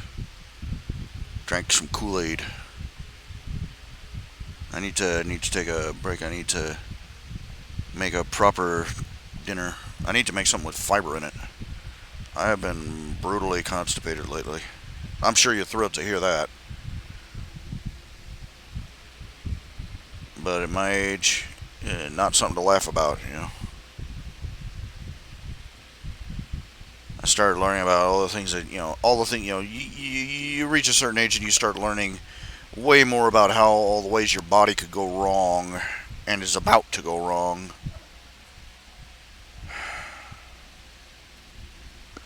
This is why old people say, "I'm ready to die now," because they know it's only getting worse. That's the thing about, everybody talks about, if you were immortal, you would be wanting to die after the first century or two. And no, not even close. People never consider that maybe the reason the reason many people in extreme old age want to pass on is because they're in so much discomfort and misery, and that for them, well, think about the Old Testament. You had people that lived hundreds of years, hundreds and hundreds of years, and you got to figure, they weren't old farts for 99% of it. Imagine being like, I believe the record of Noah's lifespan and Methuselah and all the others. And I look at this and take Methuselah, 989 years old when he finally died. Imagine being like 300 years old and having the body of a 30-year-old. Imagine being 100 years old. And imagine you're an adult by the age of 25 to 30, and then you slowly age and you stay at about the age of 30 for the next 300-400 years. Good night, you know? Old age wouldn't seem so terrible then, would it? Imagine if you reached the age of 98 and you were still as physically fit as you were when you're in your 20s. Would life seem like such a burden that you need to lay down at the end of the day? Well, I'm sure a lot of people would manage to get themselves depressed and anxious and make themselves miserable anyway, but the majority of people would be in a far better mood. I think a lot of the epidemic of depression that we're seeing these days is really just people getting, physically old and getting tired. As I said before, our culture stopped having a day of rest a couple of decades back, and depression seems to be going through the roof.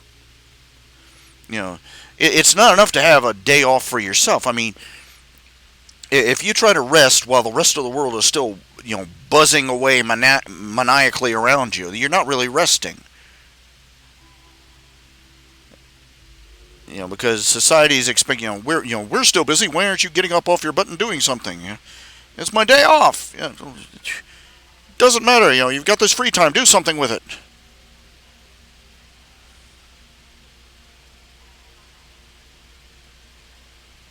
Do something. Do something. Do something. Do something. Do something.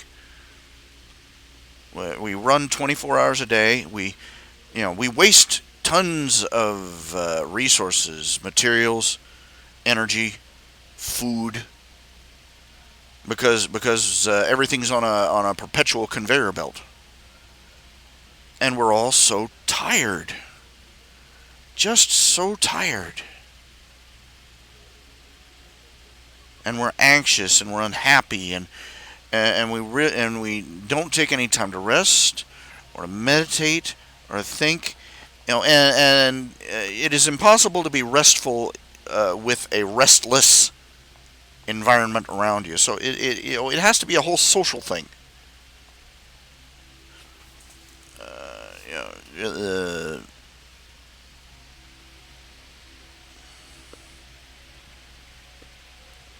But eventually, somebody who was more greedy than they were devout looked at Sunday and said, "Hey, free real estate for the work schedule," and that was the end of it. And we stopped resting. We stopped all sitting down, taking a breather, and just resting. And now we're all exhausted. We're in our 20s and 30s, at the peaks of our lives, and we're tired all the time.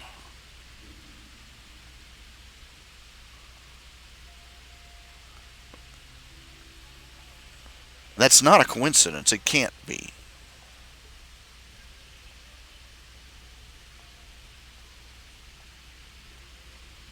I'm making a point that from now on, I'm going to make a point of the weekends, on Saturday especially. I am going to stop. I'm not going to do anything. If I have to just lie down in bed all day to accomplish that, I will.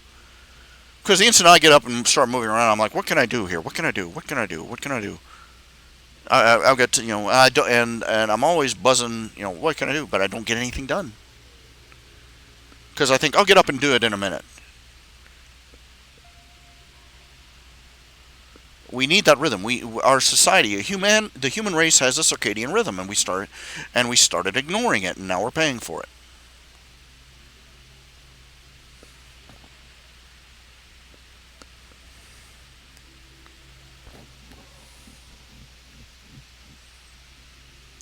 Just having rested like I did on the weekend, on Monday I had all sorts of crazy energy. You'll remember I was buzzing like a top throughout the entire show.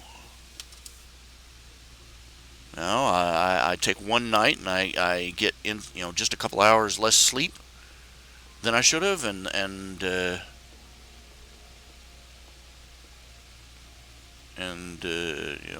I'm already feeling the drag. I'm already feeling like I've got a boat anchor out behind me, dragging behind in the sand.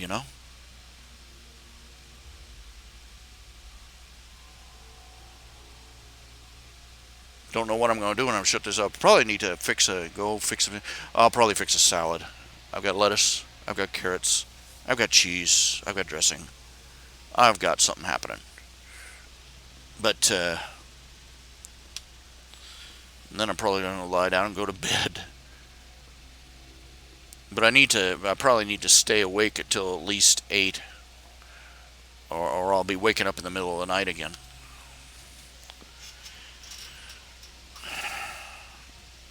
God wasn't just being arbitrary when he set up all the rules and the laws of the Old Testament. He was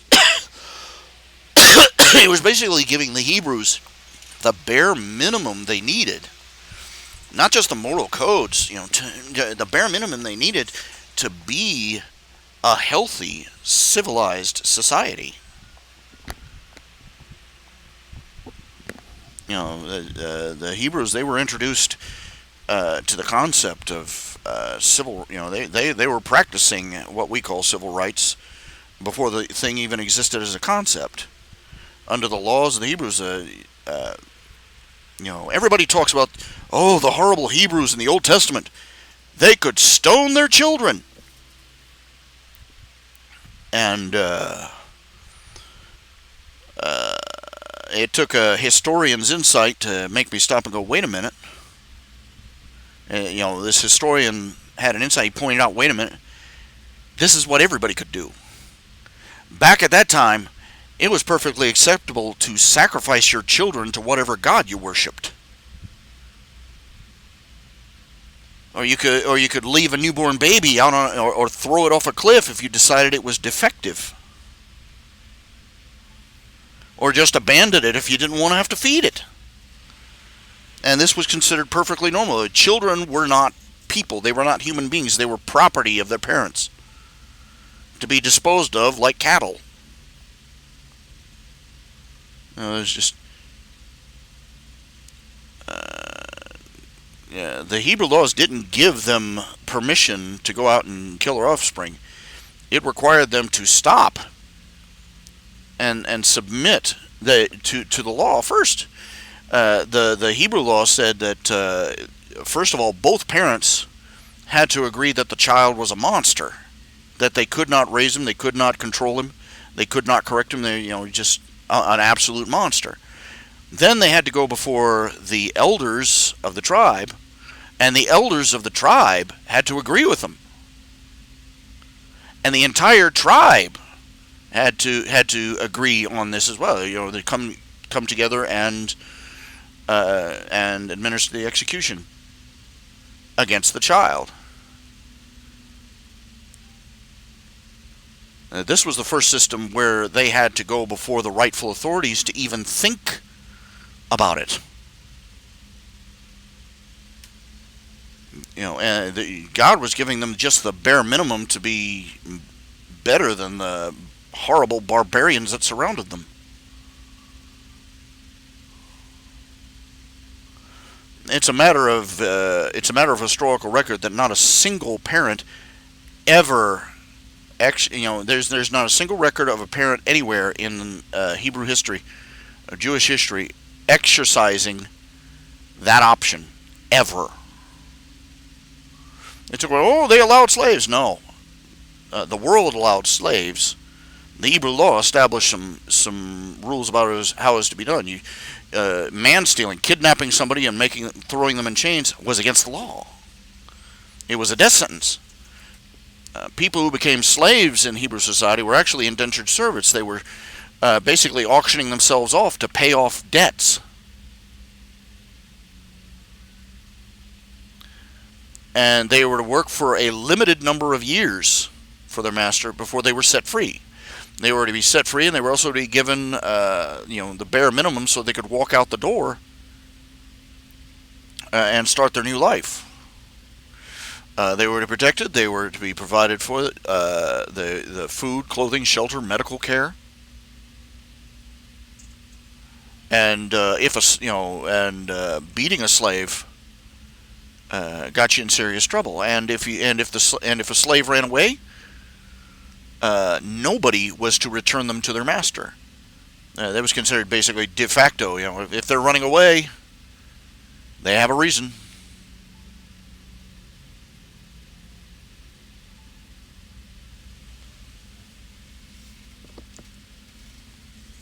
The so-called slaves of the Old Testament, Hebrews, had a better deal than most contracted workers do today.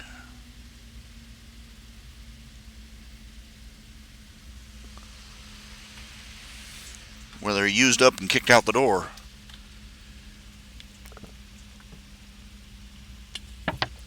And on it goes. They were the first society to recognize the obligation of the law to protect women for being exploited. They established a law that they were given a law that rape was a crime equivalent to murder, and the person who did it was to be murdered, to be executed rather.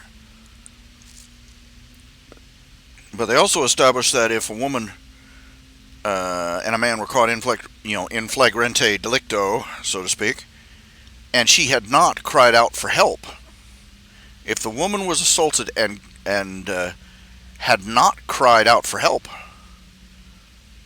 they gave an example. If she was inside the city walls where she could be heard and she had not cried out for help, she could not accuse the man of rape later on later on when she was feeling disgruntled.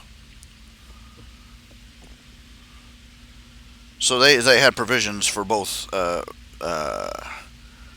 actual rape and false accusations. Their society, the Hebrew society, the Hebrew laws, were light years ahead of anything else on the earth when it came to justice and fairness.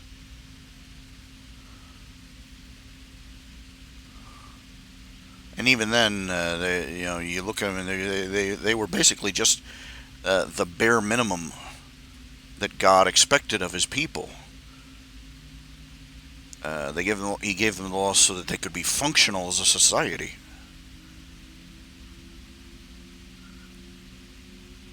The grace and virtue of God was a much higher calling. But moving on.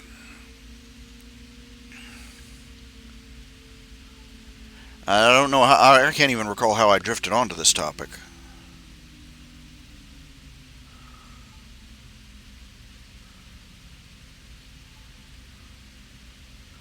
Truthfully, I'm saying, okay, I'm sitting here. Where was I going? I don't know. I don't remember where I was. Don't remember where I was going. Don't know where I am. I feel like I'm leading a family vacation. I'm the dad behind the wheel. We'll get there when we get there, and we don't need directions.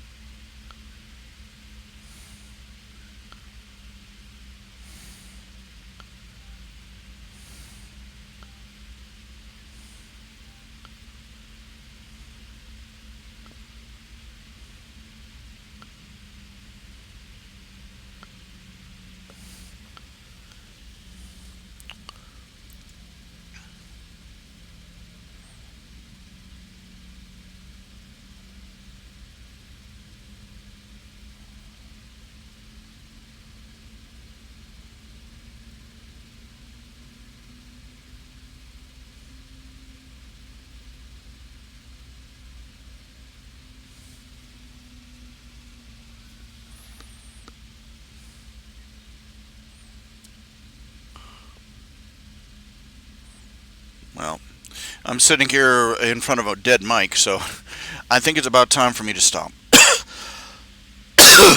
and go eat my salad. So, I wish you all a good night.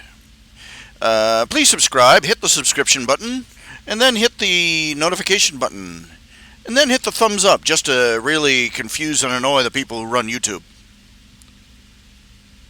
Because I need all the help I can get!